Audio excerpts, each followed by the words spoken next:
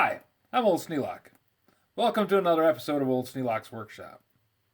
I've got a new thing to work on. Yeah, it's the Craftsman 8-inch table saw. Model number 103-22161. It says to order replacement parts by mail through any of our retail stores. Well, they're getting kind of hard to find now. Brought it home. Now I'm going to take a little better look at it and see what all really is wrong with it. Well, there's a couple of things wrong with the saw.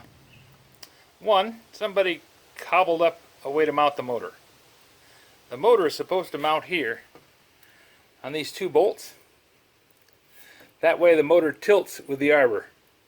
When the arbor tilts, the motor tilts too. Now, when you tilt the blade, the belt twists. Not a whole lot. It doesn't have a lot of tilt to it. But that's not the right thing to do.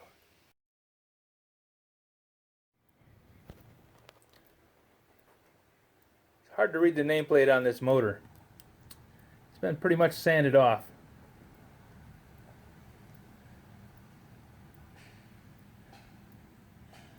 But it's got a type number on it. So I might be able to find out all the information about it from that type number. CR22CK37.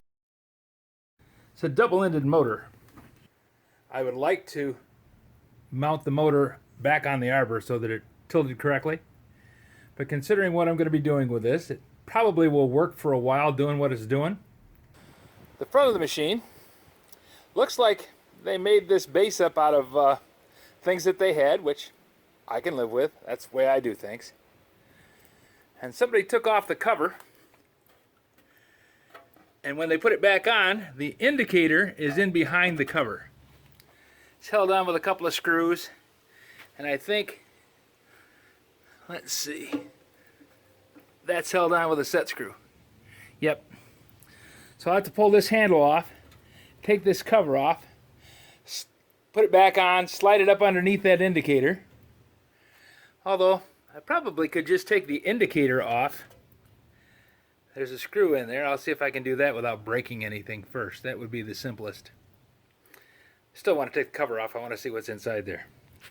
When somebody's taken something off and put it back together wrong on the outside, chances of something being wrong on the inside are pretty good.